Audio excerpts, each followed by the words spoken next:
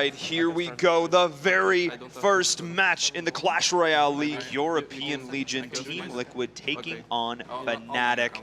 In terms of organizations, these are two of the biggest in the world. So to go head-to-head here in our very first match, this is a sight to behold. Some of you might be a little surprised seeing Surgical Goblin playing 2v2 rather than 1v1, but there's two big points to make. Number one, 2v2 is all about teamwork, and so far he and Diego play beautifully together. But secondly, don't forget who else they have on the bench over at Team Liquid. The number 2 player at the King's Cup, number 8 in the world, Azealis. Oh yeah, this whole roster is absolutely stacked. Any single one of those players can walk in and feel comfortable in a 1v1 setup. It really comes down to making sure that they're feeling good for this 2v2. As we're seeing the push coming in on the right-hand side, the Graveyard is here in the back with the Golem pushing in on the bridge, doing quite a bit of initial damage to this tower. Really great play. Kind of surprising to see a control deck coming in from Diego and Surge. Thought we might see them pushing harder and faster, but already we're only a little over a minute into the match, and they've already taken that right-hand tower down to under 1,300. Utilizing that Graveyard in addition to the strong beatdown Golem push. I like using this, creating pressure points on multiple fronts. Now, of course, we're going to see them very easily clean up this giant skeleton. The bomb not going to get a whole lot of value here. Look at that, the Valkyrie being pushed in by that Lumberjack. Amazing placement on that troop. Right-hand tower as we move to the halfway point, down to 816 for Dion and Lemon Tea from Fnatic. Still some damage on the right-hand side for Surgical Goblin and Diego B as well. I like having both of these tombstones in this deck. It just helps create a point, especially if this Golem is coming across the board. Oh, maybe it's going to be pulled in towards that as well, and just keeps additional pressure throughout here. But once again, we're seeing this same push coming in on the right-hand side. That Golem just eating up so much damage and focus, making room for the Graveyard, getting those skeletons on the tower and chipping away at those damage points. And every single time those little Golems die, they create that splash damage, that area of effect that's going to be constantly knocking down those skeletons, knocking down those bats. But look at this already, only 62 HP remaining. Fnatic needs to make something happen. That right tower fronted Fnatic within spell damage range. That thing can be easy to take out now. Will we see Surgical and Diego switch to the right-hand lane and put some pressure? Or will they just play defense here with 30 seconds left? I don't think there's any reason to overextend here. They're going to keep the pressure as they need to, but I think that's about it. Even with a beautiful tornado to pull over those troops to the left-hand tower, that is still going to be the Princess Tower falling for Fnatic. And with all of these troops in the way, I don't think that Fnatic is going to be able to make it happen. Fnatic desperately trying to find some way through, but the stalwart defense of Surgical Goblin and Diego B holding true. That is it. The first game of this set goes to Team. We're getting into it now, and I have to say, all the pressure is on Fnatic. Nobody wants to go down 0-1 in this first game. They want to come out on top. They want to show that they can go toe-to-toe with Team Liquid, who many consider one of the best teams in the entirety of the Clash Royale League. And if you don't win this 2v2, don't forget, sitting in the wings for Team Liquid, Azealis. So you really want to do your best to get this first round, because you're up against a monster in round number 2. Really what it comes down to is trying to just find those small moments, those tiny opportunities, the cracks in the armor of Liquid to try and exploit that. We know they have the individual potential skill, but can they communicate and do it as a team? Now putting together a big push supported by that fireball is Fnatic trying to get to the tower. They now take a little bit of a lead early on, taking just around 500 hit points off the left-hand side. Already, we're not really seeing too much pressure coming out now from Fnatic. We are seeing the pressure now starting to build for Team Liquid, though, and this was exactly what I was looking for. This is the beatdown. We have double Lava Hound. Remember, there is no poison in this match, so try to deal with those pups, or look at that Graveyard. In the first match, we didn't talk about it much. Look at it here again. If you don't have poison, how do you deal with all those skeletons spawning on the board? Well, now you've also got Freeze to add into this mix. There's so much to discuss here, but poison would have been a great answer here. We are seeing a fairly solid hold here for Fnatic. We do have the Hound connecting onto this right-hand tower, but there is a beautiful combo executing onto that. The tornado is there with the fireball, so clean. Classic. Even though you don't have poison in this 2v2, tornado and big spell together, whether it's rocket or fireball, that gets so much value. As we move towards double elixir time, Fnatic defending that right-hand tower, nearly down to 1,000, just over 1,100 hit points left. Diego B and Surgical Goblin holding strong against Lemon Tea and Dion. there just doesn't feel like there's been a moment in this set so far where Fnatic has felt in control. It always feels like Team Liquid is dictating the pace. They're just trading slightly better on every single encounter, but finally it looks like Fnatic is going to take the initiative, dropping this graveyard in the back. The freeze is going to be there as well. Finally getting some damage here. This is exactly what they were looking for. And a little of their own medicine on that side, but did they spend too much elixir as Surgical Goblin and Diego B put their own graveyard push on the right-hand tower? This is huge. Both of these teams playing very similar decks here in this matchup. And oh my, this right-hand tower is getting solo. The pups are here. Can they find it? One more attack, and yes, that is going to be it. It's all on to Fnatic right now. They only have 15 seconds. They need to get down this left-hand tower. As we approach the last 10 seconds, can Fnatic chip this thing away? Down to 620. I don't know if they have anything in store to take that tower down, and a GG coming from the time get started. Let's get into our 1v1 here. Team Liquid gonna look to make it a convincing 2-0, but it's time for Fnatic to fight back. And we have those Spear Goblins at the bridge. Notice play just off center. That gives them a chance to get one more hit on the tower. It's little things like that we call it min-maxing, finding those optimal points of value. And hey, look! Royal Hogs. Wow, banning the Valkyrie and the Royal Hogs come out even with the Fireball, still getting some good value on that left tower. This is exactly what we were expecting here when we saw that ban going in. And now the Inferno Dragon actually getting pretty easy. Oh, the Zap coming in once again. Zap is so crucial for resetting that Inferno Dragon. Huge reset there, but you're still going to get a couple of big hits. The right-hand tower for Azelis already down to just 1,300 hit points. Yeah, the right hand and the left hand of that Mega Knight doing work on that tower there. And now we are seeing just a solid defense here coming out, but already Asuchini basically drawing first blood here, getting that tower down to only 1,300 HP. Very versatile, those Spear Goblins. Notice how he used them to distract the Inferno Dragon. Kind of an underrated card, in my opinion. I would absolutely agree, and it's having these small units in your deck, those cheap elixir cost, help cycle through, find those maximum points of value, find those defense, and just help take the pressure off from those big game-changing cards. And Paul, did we expect this? Royal Hogs from both sides. This is actually really interesting here. So, of course, Royal Hogs sitting in a really good spot right now in the meta. A lot of people are saying that this card is the card to watch out for. Both of these players showing it off right now, but the Mega Knight connecting here onto this tower, and the Inferno Dragon not following it. This is actually huge. Perfect positioning of those Spear Goblins. We have a mirror match on our hands, folks. Both players showing the same deck, and one of them has to prove that they are better with the same cards. Well, I was going to say, it's a kind of a rough situation now trying to show off this mirror matchup because the Mega Knights have been the star so far, but the Mega Knight for Azelis is absolutely the MVP. Asuchini's right-hand tower very, very low at under 300. Just a couple of spells away from being finished. He has to get one of these towers in range if he's going to have hope as we go into the final minute and double elixir time. One of the things I'm so impressed with is how both of these players have done so much damage to both of these towers. The split pushing potential between the Zappies, between the Royal Hogs, between the Bats have been getting so much value.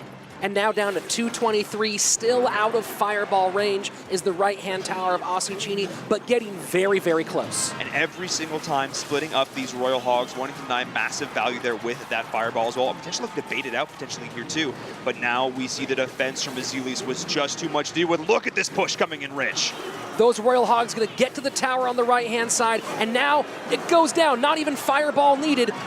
Azelis pulling ahead with the final 10 seconds. That's going to be it, folks. This is an amazing performance by Azelis of Team Liquid. Azelis putting on a clinic right now, showing how... Off Azelis. Let's find out as we get into this next game. I love it. Let's get right on into the action here. Both of these players can look to build to 10, but we'll see what comes out. We could see a different deck, or maybe see more of the same. Keep it in mind that Team Liquid now is one game away from sweeping and winning the match, shutting out Fnatic all the way from top to bottom. That would be actually insane at this level of play. So many phenomenally talented players to do it in just 4 games. On the left-hand side, the Royal Hogs come down, but I like this adjustment. The Bowler has arrived. The Bowler is a great, not a hard counter for Royal Hogs because really there's no real one-card hard counter for Royal Hogs right now, but the Bowler does do a good job of minimizing the damage, keeping it just to a few hundred points. That's really going to be a huge factor here is how these Royal Hogs are played. Traditionally, again, in that last match, we saw them split, but in this situation, we actually saw them all together as one. I wonder what that thought process was for Azelis going for this change. He was really just trying to catch Asuchini off guard. Very possible. So far, it looks like Azelis running the same deck back again, but now we see Graveyard Poison coming from Asuchini, really trying to put a move on that left-hand tower. Yes, but responding in kind is going to be Azelis. We have the Royal Ghost there. Actually did a pretty good job of shutting that down. So that was a pretty nice little play there from him. Well, really good value, actually, out of that Graveyard Poison. Playing a Splash Yard variation for Asuchini, really smart move here, especially with those Royal Hogs. After he lost that first match, made a good call, probably expecting to run back that same deck. But now we're seeing, I like the switch up here. We're seeing a little bit more variation, maybe going to be able to deal with these Hogs a little bit better given this particular matchup. I think that's huge because the Royal Hogs were such a big factor. Of course, it was the Mega Knight that did a lot of work there, but still, it was the pressure those Hogs put on. And now Asuchini out to the lead as we enter into double elixir time. Has the left tower of Azelis down to 730, while still both of his towers in very good condition. I want to give props to Asuchini in this moment. This is the first time that Fnatic has really been ahead so far in this set. But look at the pressure coming out now from Azelis. The response has to be there. You see the split pressure here, the Mega Knight on the left-hand side with the bats, but look at how much value those Hogs are getting.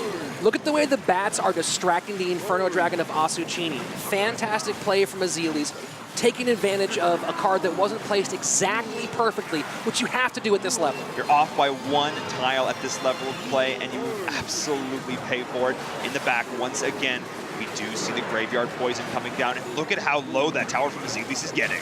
Asuchini doing a great job getting that tower all the way down with just 17 seconds left.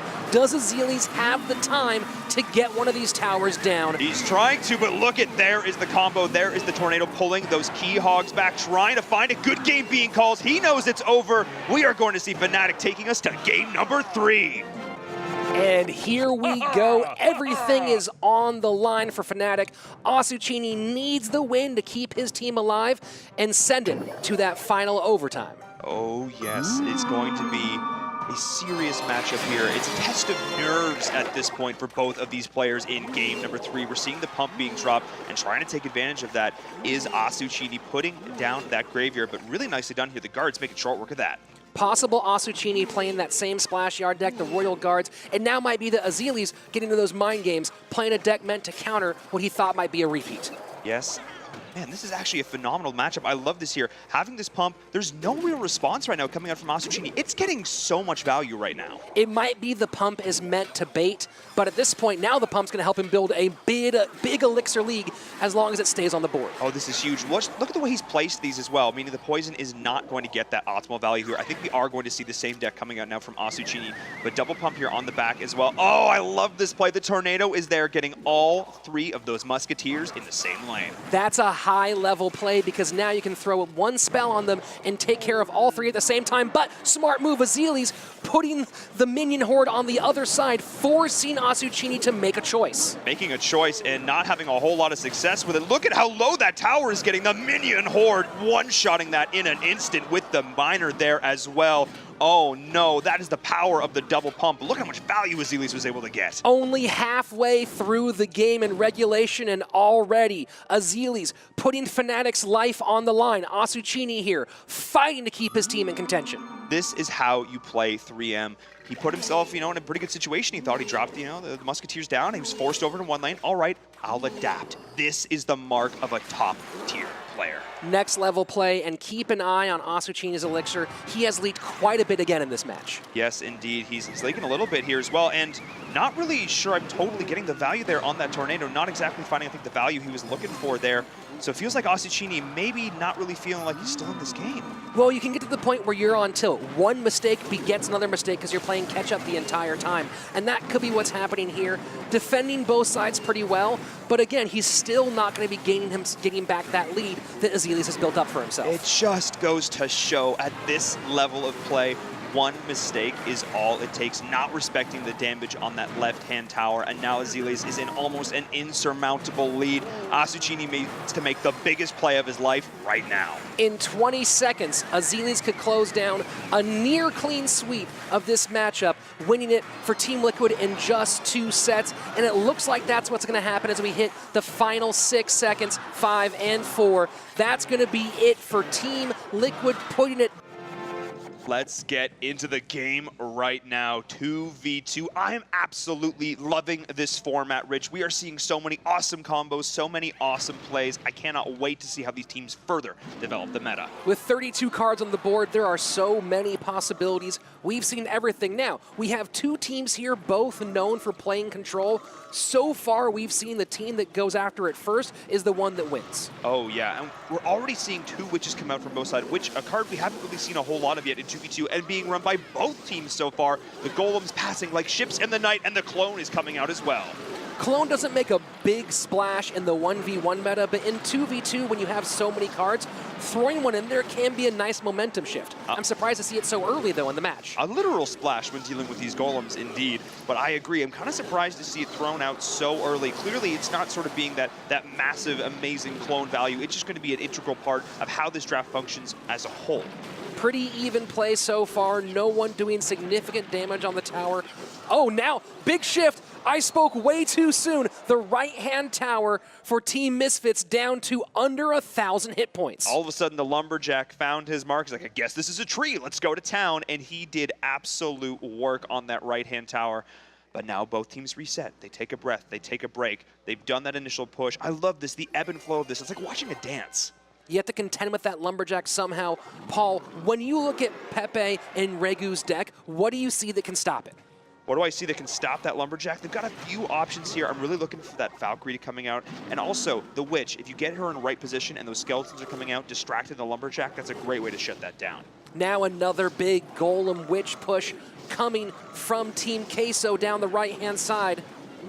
Seeing this Golem just walking his way through. The Lava Hound is well in the back though, but this Golem is getting all the way through to the tower. It's already weakened. This is absolutely massive, and a second one is already down. The right-hand tower for Misfits barely holding on from that push. Team Queso putting the pressure on. What an absolute party happening on the right-hand bridge right now. The fireball as well, more like the fireworks right now. Look at this push. So much elixir on the board. The Lightning trying to clean this up. Lightning also a card finding some home in 2v2. 30 seconds left in this match. Can Misfits find a way to get that right-hand tower down? Will there be enough time? With how control-based these decks are, I'm really not sure it's available. I'm really not sure either. We are seeing the clone coming out right now. The clone pups are doing some work here. We're seeing it again. Look at all those pups coming out. But with only 10 seconds remaining, this is going to be very, very difficult for Misfits to deal with. The double baby dragons making it really hard for any sort of clone, especially clone pups, to get any traction on that set. Let's get into the match. I'm super pumped. You can hear the energy. You can feel the energy in the room right now as all of these players are getting so hyped. Team Queso is feeling it. And we see another Golem in the back and more appearances of the giant snowball. Kind of surprised to see that has not been adopted heavily by the 1v1 meta, but in the 2v2, with so much stuff on the board, might have more value. I can definitely see there being a place for it here. It's just sort of being cycled out to start this off. Clearly, they're looking for some key combo cards on the side of Misfits here, but once again, we see the Witch coming through with the Golem. The Witch is going to be taken down, but the Golem is already across the bridge, but this is where Inferno Dragons thrive.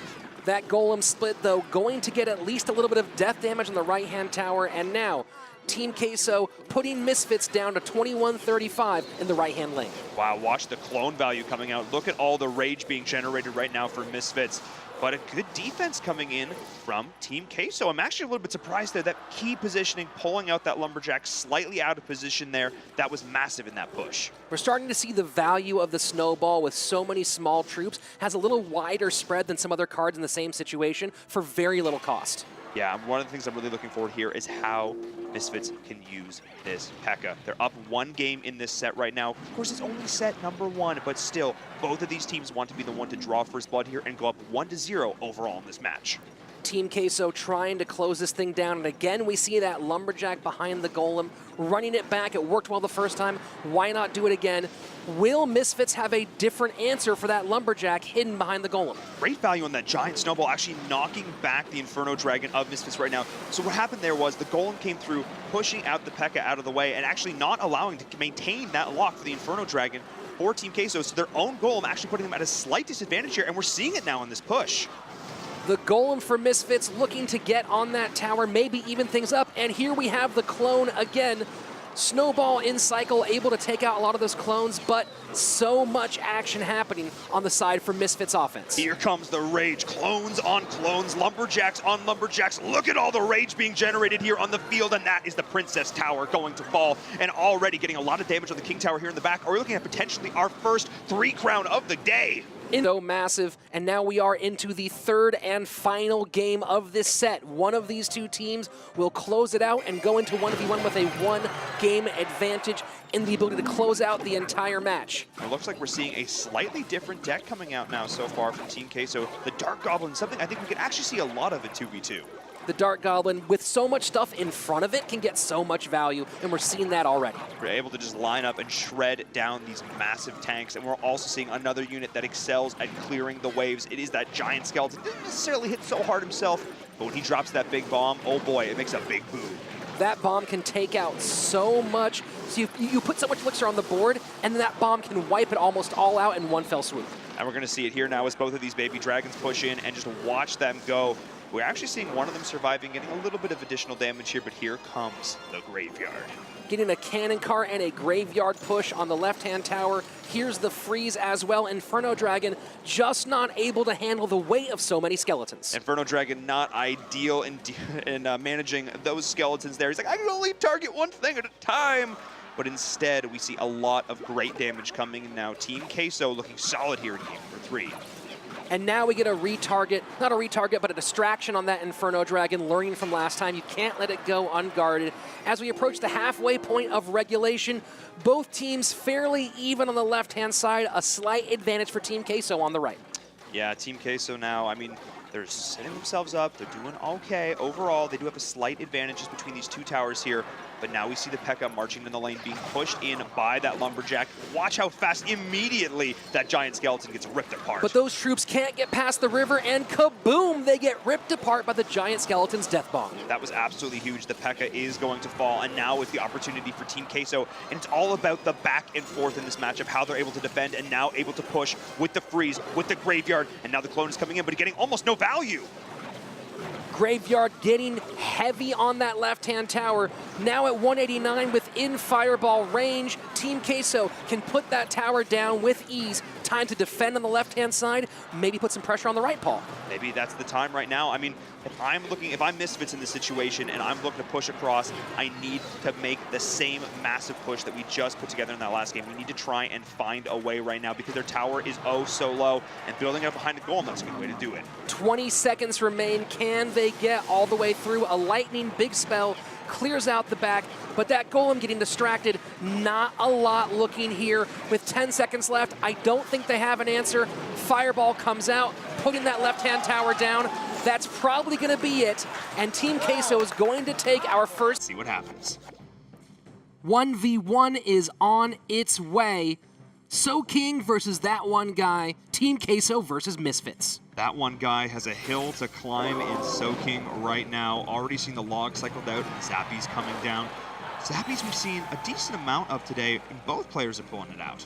That really shows how valuable they are. You see these pros playing them over and over again. You know, to an amateur player, the Zappies might look kind of weak, kind of small, but the pros realize how much they can stop a card in its tracks. Oh yeah, the Zappies are so good at shutting down aggression, and Zappies and Ewiz coming out for SoKing. He really wants to ride the lightning. And a fireball placed to hit that tombstone and the right-hand tower. And here we see the hog from that one guy, countered fairly nicely. A 2-hit counter, though, from the P.E.K.K.A. on the left-hand side. That hog is going to get one swing in that matchup, but now, of course, you do have to deal with that P.E.K.K.A. yourself. But the Zappies actually fairly adept at doing that. Watch how well they're able to just slow it down and removing that flying machine as well. He's going to be walking around there for quite a while. 2186 for the left tower of SoKing, 2333 for the right tower of that one guy. As we approach the halfway point of regulation, this is anybody's match. That Ice Golem getting so much value. Oh, almost being able to deny the Bandit charge right there. That would have been sick. Kiting out the P.E.K.K.A. and the Bandit simultaneously. That one guy making big plays. One card remaining that's been unclaimed for SoKing. 2 in the pocket for that one guy. Both of these players playing relatively standard decks here, nothing too crazy. But one thing I'm noticing, oh, there's the magic. I may have spoken too soon as we're seeing a magic archer joining the fray. Quickly countered, though, by that fireball, and even Elixir trade gets it off the board. Not much benefit from that wonderful magic archer so far in the match. Oh, that was so nice there. The combination of the Zappies, the tower, and the P.E.K.K.A. That hog this time around got exactly no value. Not a single swing being landed on that tower. Keep in mind that one guy has been leaking a lot of elixir so far in this match, and as we've said before and we'll say again, the one who leaks the least elixir tends to win by a huge margin. Oh yeah, leaking elixir, of course, is not using it when it builds up in that bar and not taking full advantage, being able to play out as many cards as humanly possible. So again, we're seeing it every now and again here as well. So really watching for that one guy to take advantage of that. Of course, there's a combination of positioning, wanting to make sure your card's in the right spot, but also getting maximum value out of your elixir. Halfway through double elixir time, only about 25 seconds away from sudden death overtime. It's still a neck-and-neck heat. Both players doing a good job of kind of stopping the ideas and the premises and the goals of their opponent. Yeah, I'm not really seeing a massive win condition developing here for either side. Both are just sort of slowly chipping away as we're about to go into overtime right now, but I may have spoken too soon as a battle ram has joined the fray. Bandit Ram, a really great bridge spam combination, so that P.E.K.K.A. Ewiz Bandit Ram, we've seen it in the meta over and over and over again, and it now gives SoKing a very narrow but important lead as we go into sudden death. Finding that exact moment, the second overtime starts, we see the Ram charge through on the right-hand side with the Bandit to back it up, and now we're just looking to cycle through, getting great value with that Fireball, denying the Tombstone as well, and look at that position with the Bandit, just taking down that Magic Archer. Really beautiful getting across the river, and not just taking out the Archer, but making some way to get potentially another Ram. It gets stopped, but it was a great concept. Oh, really nice pull there as well, bringing those Barbarians back over the bridge. That one guy's Ice Golem play has been absolutely on point.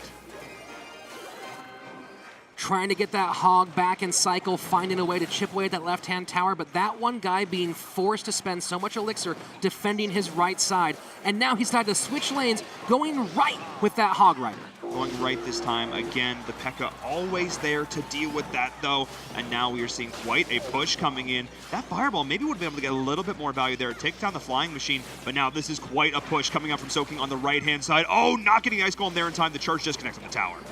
Ice Golem not having its best use, but that Tombstone coming in behind to be a distraction, doing a great job, but not enough. Down to 399 is the right-hand tower of that one guy. Two more Fireballs, and this tower will bite the dust, and that one guy knows it. He needs to deal with this now. He needs to get a massive push lined up. He needs to find his win condition in this moment, but the Hog, it's not ideal in the situation. He's going to try and charge it through, and I'm not sure it's going to be enough. The Hog maybe, nope, not going to get any swings on the tower. While it's done a good job, you know, part of Hog play is switching lanes, but so much switching lanes here has put him at a deficit with that right-hand tower down to under 400. I got to give a lot of props to that one guy as well, though, because his Magic Archer play has been phenomenal. This is a very high skill card. Its positioning is absolutely crucial here, and it has been able to get a ton of value, getting its damage through multiple targets. The P.E.K.K.A. completely unharmed, making its way across the board. What will SoKing put behind it? The Bandit, now that Fireball. All SoKing has to do is cycle through, get one more Fireball, and that is going to be the game. That is going to be it. It all comes down to this. Can that one guy rally somehow? No, the Hog does fall. They know this is going to be the end, looking for this final Fireball. That's going to be all she wrote. The Bandits... All right, here we go. Game number 2, set number 2. If SoKing takes this game, Team Queso will take this 2-0 over Misfits. It all comes down to this. Back against the wall. That one guy needs to go off. Now notice we haven't seen a lot of this so far at CRL. Both players sitting on their Elixir Paw. Why might they do that? So they're really looking to get the advantage of going second, because when you see where your opponent plays their first card down, you're then able to counter it. You have a slight advantage as that unit, that troop, is coming over the bridge a little bit sooner. To be fair, you do have to be careful to not sit and wait so far, because we talked about leaked elixir. So if you wait too long to get that advantage of reaction, you could also put yourself at a deep elixir hole. There's also the idea of talking about going to double elixir time, and some decks excel in double elixir time, so players are more than content to wait this out because, of course, in the competitive format, they do have 3 minutes of overtime. 1 minute down, we are 1 minute away from double elixir, and we're not going to wait that long. The Witch in the right-hand lane for Soking. You're seeing the Ice Wizard in response, putting down the Witch in the back. This card is great. I love the Witch. She just generates all these skeletons out. She's so annoying to deal with, especially when you put a Giant down right in front. Giant pushing forward, tanking for the Witch.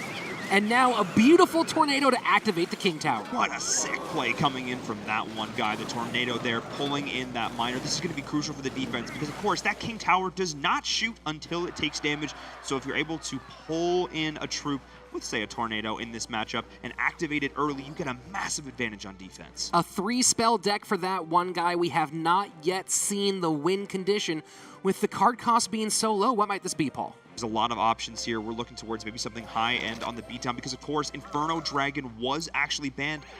We are actually going to see an Expo. All right, I know you love that Expo deck. Expo is my favorite card in the game, but it's all about timing, and you have to do it when you have an elixir lead. And in this case, he didn't have one, and the Giant able to make easy work of that Expo with nothing to defend in front of it. Yeah, that Expo not really in a sick position there. The King Tower getting a lot of value, but already the Giant is swinging away, and the push still lives on the right-hand side. Now we are seeing the Expo being dropped again. This is when you want to use this card. Now it's going to start to get value. Actually finding that Witch first off, that was massive. A very interesting Expo cycle, but you do have the 3-spell deck, so with Tornado, Fireball, and Log, that might take the place of a Tesla, which you often see paired with the Expo. Absolutely, but now we're going to see this Giant once again getting so much value because of the nature of the Expo and where you need to place it. The Giant is just going to beeline right for that target, and it doesn't take a whole lot of swings for him to bring it down. This deck, for that one guy, is so fast, but Soking also playing fairly cheap, able to stay one step ahead and not let that Expo get locked on the towers. Now we talk about the cycle a lot here. It's the ability for you to get through all of the cards in your hand and all of the cards in your deck. Having a short cycle means that you're able to get out all of those key cards really fast, and we're seeing Soking characterizing this here, having a lot of super cheap cards. Miner making short work of the Expo again as we enter into our sudden death overtime. Soking with a very slight lead. Very slightly, just getting a little bit of decent chip damage here on both sides. We really haven't found an instance yet where this Expo deck has really thrived. When that Expo is able to lock onto the tower, it's got some pressure in front of it, and it's able to just rip through that structure. Now you're seeing great Tornado value here once again, but the Miner is still on the tower. Very aggressive play from Soking. A little dangerous with the Expo in such a fast cycle deck, but with all the small car hits he has, I think he feels confident really pushing at certain moments. He's really got to find those moments too, because that one guy, we talked about it, he is down in this set. He needs to take this for his team, or Misfits will be done in 2 games. He needs to make some big plays here. He needs to be aggressive, but of course, he can't overcommit with this Expo. And here's an interesting Expo use, trying to get that Giant to pull to the center rather than go towards the tower, switching up the game plan, and that might be what's necessary to win this match for that one guy. But a lot of resources committed by Soking to take it down, though. We are going to see quite a lot of value, though, with the Lumberjack on the left-hand side. Actually, nice positioning on that Ice Wizard to shut that down. That Rage getting no value. Well, that one guy, I think he put the Expo in the middle there for 2 reasons. One, to pull the Giant over, but also because he knows that Soking doesn't have a lot of range damage. And so those troops, when they're playing at the bridges, they can get on that card so quickly, not in that position. Now, here's a defensive Expo. I actually like this right now because with that triple spell, he can really use that to distract off that right-hand tower, force the play we're seeing here on the left, and do that damage to stop the push. But of course, that Giant is going to be able to soak up so much damage, and all the while, Soking was still getting pressure on that left-hand tower. This Lumberjack has been so potent throughout the course of this match. 1 minute left and everything is on the line. Soking is 717 now, 505 hit points away from closing this thing out for Team Queso and taking the overall victory. We are getting so close to the end of this game. All Soking has to do is cycle through this Fireball. He just needs 2 more here to make this happen right now. But he's also has a Zap, so 1 Fireball, 1 Zap will be enough. But we finally see the lock there on the right-hand side. The Expo is going to be able to get to the tower. The Miner is trying to disrupt this, but actually, that's the Expo ripping apart Rich. The Fireball is down. Can he get the Zap?